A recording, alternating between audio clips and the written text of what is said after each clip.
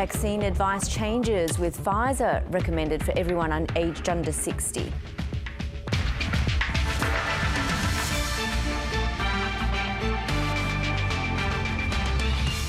Hotel quarantine again under scrutiny as Sydney's latest COVID outbreak increases.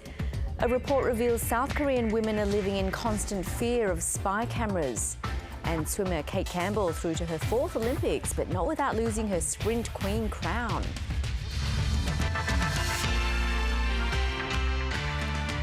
Good evening, I'm Yvonne Yong with ABC News. Australia's COVID-19 vaccine rollout has been dealt another blow, with the nation's expert advisory group changing its safety advice for the AstraZeneca vaccine. In a surprise decision, the AstraZeneca jab is now only recommended for people 60 and over because of concerns about a rare blood clotting disorder. The decision will affect more than 2 million Australians, as political editor Andrew Probyn explains. No sign of vaccine hesitancy in the queue for this clinic. I've had the AstraZeneca one, no problems. My mum got it and she's fine. They all know what's at stake. The sooner everybody gets it, the sooner we can get out of this. The vaccination is always a good thing. But still, there are concerns lingering reluctance will become infectious. The most important thing for us to do is, if we do have the medical advice, to follow it. A Commonwealth expert advisory group recommending further restriction of the AstraZeneca vaccine, following a dozen new cases of blood clotting associated with the particular COVID jab. 7 of those have been between the age of 50 and 59. All up, there have been 60 cases of rare blood clotting from 3.8 million AstraZeneca shots administered in Australia. The majority have been released from hospital. 2 women have died. Pfizer now the recommended vaccine for under 60s. We're doing so this time on the basis of a highly precautionary approach. The new advice affects 2.1 million Australians aged 50 to 59 who are yet to be vaccinated. They'll become immediately eligible for the Pfizer jab. The 815,000 people in that age group who've already had one AstraZeneca shot are strongly encouraged to stick with it. Anyone who has had a first dose of AstraZeneca without problem should feel very confident to have their second dose. Millions of Australians under 60 now reliant on imports of the Pfizer vaccine rather than the locally made AstraZeneca shot, which was meant to be the backbone of the rollout. The Prime Minister bet the House on AstraZeneca, and now this rollout is in complete disarray. Every vaccine that we have purchased, we have secured at the earliest possible time. Enough, we're told, to keep the rollout on track. I am confident that we will still meet the primary aim of giving every Australian who wants a vaccine access to a vaccine by the end of this year. Today's decision is yet another blow to what's been a troubled rollout. It'll stretch Pfizer supplies in the short term and may encourage those eligible for AstraZeneca to wait, unless GPs can convince them otherwise. But vaccinating the population will be the only way to inoculate state governments against the temptation to call snap lockdowns in future outbreaks. Andrew Probyn, ABC News, Canberra. Sydney's hotel quarantine system is again under scrutiny, with the latest outbreak growing to 3. Police are now investigating whether an airport driver who contracted the highly contagious Delta strain of the virus complied with health orders. A limo driver may have exposed another loophole in the quarantine system. The man was able to transport international freight crew to hotels while unvaccinated, without completing his required daily saliva tests. How on earth are frontline workers like this man still not vaccinated? We've vaccinated all those who are permanent employees, who've been in the system a while, but every day there are new people, subcontractors of subcontractors coming into the system. Police are also investigating whether the man was wearing a mask. Who's responsible for checking the COVID compliance of drivers is murky. Authorities say the onus is on the individual. Your obligations are legal, and they are to get saliva tested every day and to make sure you wear appropriate PPE. The virus has now spread to the man's wife and a woman in her 70s he crossed paths with at this cafe.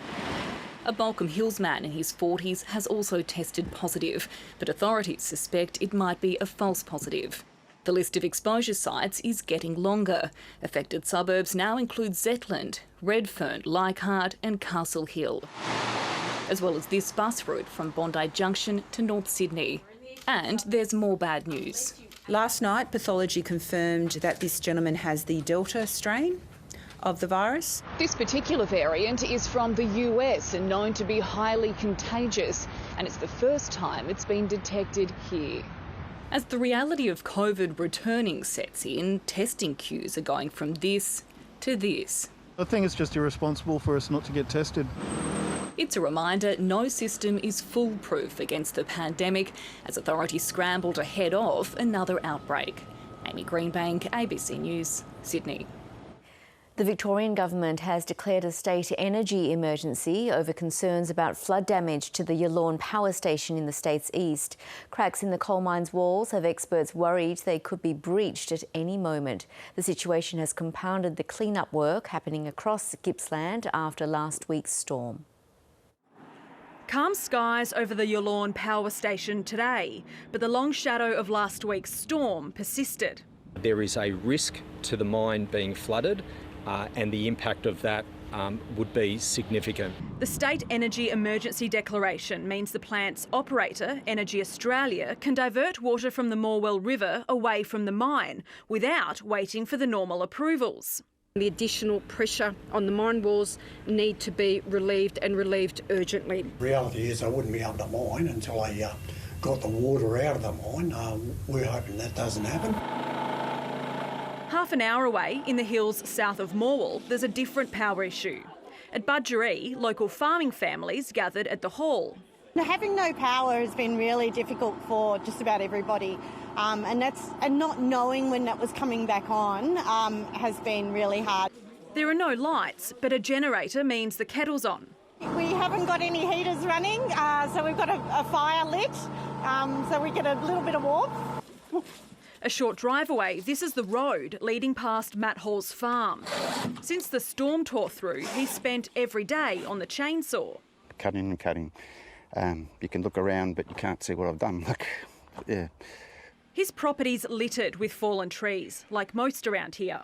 Everywhere you look's a disaster. Matt Hall lost animals and kilometres of fences, and one paddock was destroyed by a landslide. The recovery could take months or years. But it's the extended power blackout that's wearing thin. Give me a realistic timeline so I can know how much fuel I need for generators and things. There are scenes like this all over the area where locals are taking it upon themselves to clear roads with the hope that eventually it'll make it easier for the authorities to get through. That was the hope. We sort of wanted power as quick as we could get it so we could have warm showers again. He's been told that could be as soon as tonight. But with power lines still under trees, there's some doubt about whether that will happen. Nicole Asher, ABC News, Budgeree. The Taliban appears close to taking back full control of the Afghan province where Australian troops served for close to a decade. Deadly clashes with struggling local forces are intensifying as the Morrison government insists our lengthy military deployment there helped to make the world a safer place. Here's Defence correspondent Andrew Green.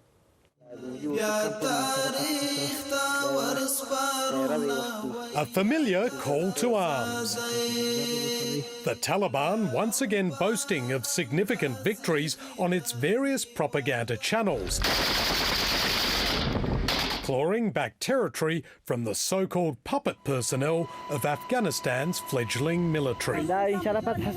Numerous districts have recently fallen to the militants, including in the southern province of Uruzgan, where Australian forces were based for almost a decade. I think it's sad for those who served. I think it's sad for those who lost family members in the fight in Afghanistan. And I think it's sad for the people of Uruzgan to be once again under the yoke of the Taliban. The Taliban claims it's overrun 5 districts in Uruzgan province in recent weeks. It's feared the final district and capital, Tarin Kowt, will soon be in the hands of the former enemy. Women's position and women's rights are greater risk and greater vulnerability. Australia handed back control of Uruzgan's security to local forces in 2013, with high hopes they could maintain peace. Now, with all remaining foreign troops preparing to leave Afghanistan, the Defence Minister's reflecting on the legacy of this country's longest military deployment. Directly resulted in a reduction in the number of terrorist attacks that otherwise would have taken place in our country and in other parts of the world. Now, after 2 decades and 41 Australian lives lost, and with Uruzgan on the brink of Taliban control, the question's again being asked, was it worth it? Andrew Green, ABC News, Canberra. War veteran Ben Roberts-Smith has told a Sydney court Australian soldiers were permitted to use whatever force was necessary while arresting insurgents in Afghanistan. The Victoria Cross recipient is suing 3 newspapers for defamation over stories that reported serious allegations, including unlawful killings. Nine's barrister questioned Mr Roberts-Smith about the rules of engagement. He agreed that soldiers were never permitted to kill a prisoner once they were captured, but he said they were allowed to punch insurgents fighting back. Mr Roberts-Smith has denied all wrongdoing, while the newspaper's publisher is relying on a defence of truth. The former spy dubbed Witness K has formally pleaded guilty to conspiracy to reveal classified information. The plea was entered from behind large screens in the ACT Magistrates Court, so his identity can remain secret. He's accused of conspiring with his former lawyer, Bernard Collery, to reveal information about an alleged spying operation in Timor-Leste. When finally charged today, Witness K declared from behind tall black screens, "Guilty, Your Honour." But there are those still fighting the decision to prosecute him at all. We should be celebrating them and giving them medals, not trying to put them in jail. These hearings are political. The Australian spying on East Timor is now common knowledge worldwide. What is the public interest in this prosecution? These are gentlemen that called out misconduct, an abhorrent breach of good faith to the country of East Timor. Witness K's former lawyer, Bernard Collery, has pleaded not guilty to the charge, but is yet to be tried. He's been in court for today's hearing. The case has taken years, from search warrants in 2013 to final charges in 2018, and then came the COVID lockdown. Witness K was unable to speak to his Victorian barrister Robert Richter for almost a year. Today, Mr Richter told the court it was an ancient offence, urging a non-conviction order, saying Witness K's anxiety and post-traumatic stress disorder had been amplified by the long delay. There is no utility in convicting Mr K. The court opened and closed several times today as the lawyers grappled with handling secret material. At one point, Robert Richter had to be stopped by the Commonwealth when he accidentally read from a classified document. The hearing will continue tomorrow, but it's not known when Witness K will know his fate. Elizabeth Byrne, ABC News, Canberra. The Tamil asylum seeker family at the centre of a government resettlement quandary has been visited by friends from Billawheeler, the Queensland community fighting to bring them home. There was a joyful reunion for the Murugappan family with friends they haven't seen in the flesh for more than a year. The youngest member, 4-year-old Tanika, remains at Perth Children's Hospital. Earlier this week, her father and older sister were transferred from Christmas Island to be with her and her mother, Priya. This family has been through more than anyone can imagine, and to just hold Priya and to let her know that while it's not over yet and we don't have a set outcome yet, we're still going. We are still determined to protect this family, to get them back home to Billawheeler where they belong. Doctors at Perth Children's Hospital say Tanika needs at least another 8 weeks of specialist medical care. The family will remain in community detention in Perth during that time. Australia's jobs recovery has again surpassed expectations. The unemployment rate has fallen below its pre-pandemic level, knocking almost 0.5% off the month before. From an economy with mass job losses a year ago, there's now a skills shortage, which is driving up demand for workers. Jared Fitzclarence's business in Karratha in Western Australia is in expansion mode. This year we're sitting at about 2,600 projects so far this calendar year. The COVID disruption to global supply chains means demands for his services have soared, but finding enough staff to do the work isn't easy. We've got about 14 vacancies. We've got a lot more work than we can viably do. Australia's jobs recovery has outperformed economists' expectations, with unemployment now as low as it was in December 2019, with 115,000 people starting a job in May. And critically, the number of hours worked increased and is now also higher than before the pandemic. Recruiters say with borders still closed, the pool of available workers is tight, and that's returning the balance of power back to employees. What we are seeing is a wage increase where people can negotiate 10% and beyond. We're expecting to see wages pressures build from here, and we have wages growth lifting over this year and next year at a much faster pace than the RBA are expecting. It's not just high-paying jobs getting a boost. Minimum pay workers got a 2.5% increase this week. The Treasurer concedes as long as the border is closed, Australia's skill shortage will be a problem. So we're just going to have to skill up our people as best as we can and encourage them to take up those job opportunities where they are. While today's jobs numbers beat all expectations, it's clear a new issue is emerging. Australia's economic recovery could be hamstrung by the very thing that's helped keep the health crisis under control, the closed border. Without net overseas migration, the number of workers looking for a job in Australia will plateau, and the skills shortage is likely to worsen. Rachel Papazzoni, ABC News. Hong Kong police have swarmed on the pro-democracy Apple daily newspaper, arresting 5 editors and executives. Officers used a warrant to seize journalistic materials for the first time, saying they were gathering evidence for a case involving the national security law China imposed last year. It's the second raid at the office in just under a year. 10 people, including founder Jimmy Lai, were arrested last August. Joe Biden billed it as a beachhead for the struggle between democracy and autocracy. The US president has returned home from his lakeside summit in Geneva with Russia's Vladimir Putin. There was no breakthrough deal, but the two leaders did agree their countries should be able to get along better than they have been. Greg Jennett reports from Washington. I welcome you to Geneva, city of peace. Did someone say peace?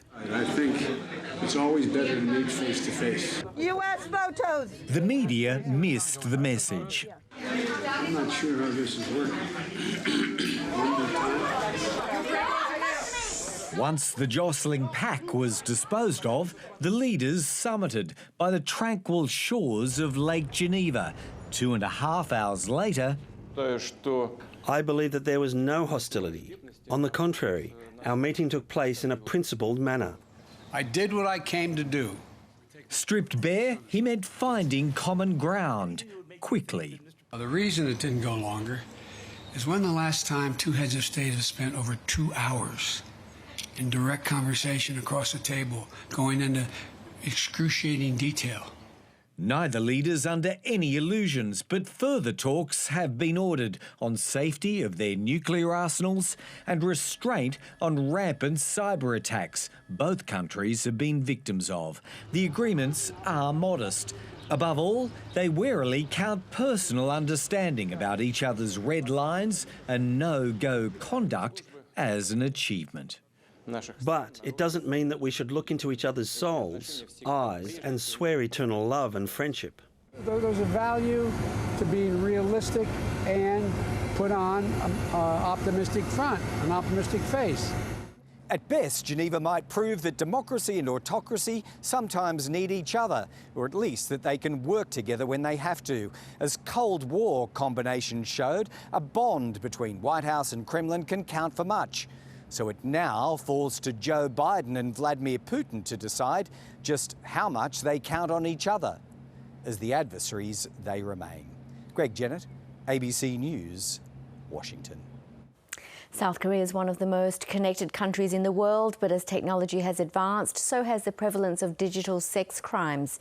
Many women there live in fear of spy cameras hidden in public places in their own homes to capture them at their most private moments. A new report from Human Rights Watch says it's having a devastating impact on the victims. Seoul correspondent Carrington Clark reports. Hunting for spy cams. The problem is so bad in South Korea, this specialist team has been sent into primary schools, following evidence that perpetrators have been targeting children. From this month, we're screening primary school toilets with the police to find spy cams. With the fastest internet in the world, South Korea is a haven for spy cam criminals. Most of the cameras are hidden in public toilets and railway stations, but some victims, like this young woman, are targeted by people they know. I started a business with him. I'd known him for a long time. I thought we were like family. When her boss gave her a clock, she had no idea it came equipped with a spy cam inside. Given pride of place in her bedroom, it streamed her most intimate moments for a month until she grew suspicious and discovered the same model online. At that moment, I was dumbfounded. It was more than shocking. I kept thinking, what is it? What's going on here? According to a new report from Human Rights Watch, digital sexual crimes in South Korea have exploded in recent years, from less than 600 recorded in 2008 to more than 6,600 recorded in 2017. As well as living in a hyper-connected world, South Korean women face the developed world's worst rates of workplace discrimination and economic inequality. There's such deep gender inequality in South Korea, but that combined with some really stigmatizing and shaming attitudes about sexuality, I think, are part of what can make digital sex crimes so harmful to people who are targeted. Human Rights Watch says the South Korean government needs to increase the punishment for perpetrators and improve support for victims. I feel like someone is always watching me. I feel so anxious that a doctor has doubled my psychiatric medicine. The man who so badly betrayed this woman's trust spent 7 months in jail, but she's still paying the price for his crime. Carrington Clark, ABC News, Seoul. China has launched the first crew to its new space station, which is still under construction. 3 astronauts took off on the Shenzhou 12 mission from the Gobi Desert in northwest China. If all goes to plan, the trio will spend the next 3 months aboard the 16-metre-long core module of the station. The launch is the third of 11 that will need to take place to finish building Beijing's orbiting laboratory. A key part of China's increasingly ambitious space program, the mission coincides with the Chinese Communist Party's 100-year anniversary in July. A team of dogs is being deployed to sniff out COVID-19 in airport passengers in the hope of providing new frontline screening in the fight against the pandemic. The dogs are trained to sit down when they detect a certain smell that humans produce in their sweat when infected with the virus. International passengers arriving at Adelaide Airport are being asked to participate in the trial by taking underarm swabs, which are then presented to the dogs. They are able to detect any people that are asymptomatic, but they're also able to detect people just when they start the infection. So when you are still PCR negative, but you are infected, you're not just shedding the viruses yet. The trial is voluntary, but if successful, authorities say they'll be able to quarantine potentially infectious passengers in more secure medi-hotels while further testing is done. Similar detector dogs are already at work in airports overseas.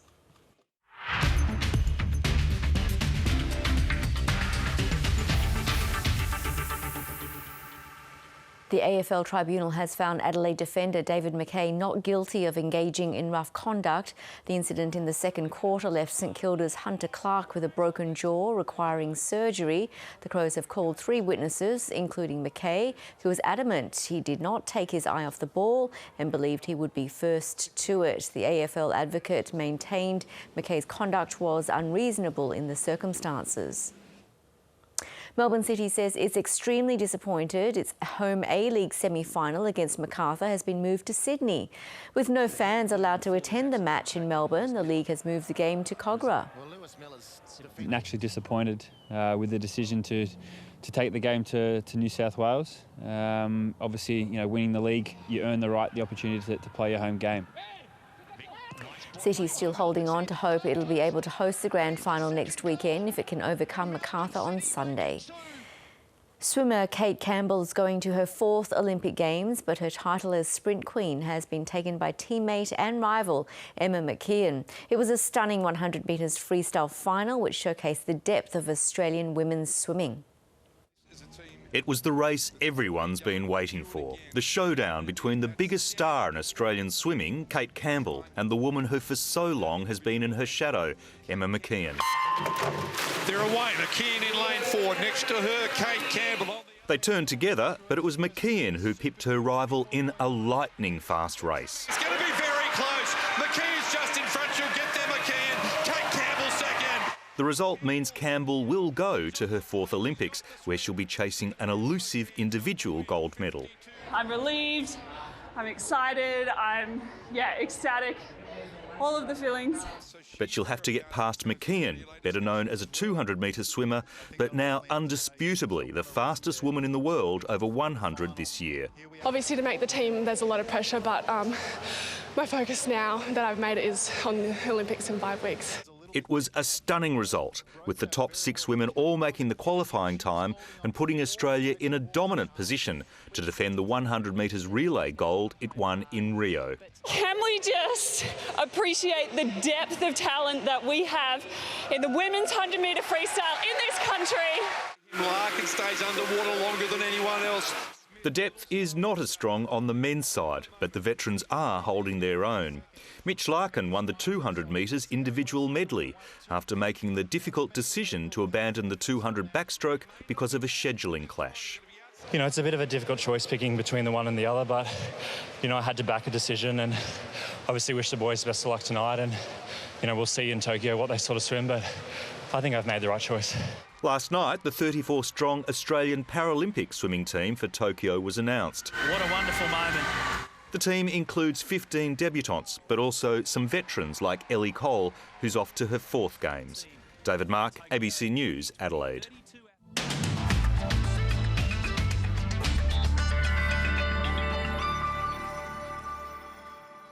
A low-pressure system remains a dominant feature through the southeastern states, is bringing the potential of some localised heavy falls about the southeast of Tasmania to begin with. And then we'll start to see some heavier falls developing about the far east of Victoria. Flood watches continue for parts of both those states. And then showers also begin to increase along the southeast of New South Wales.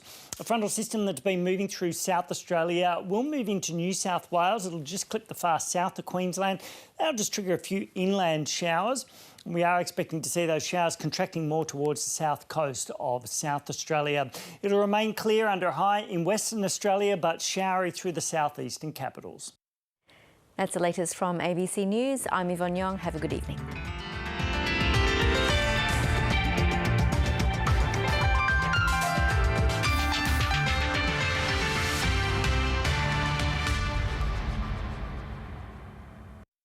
Tomorrow.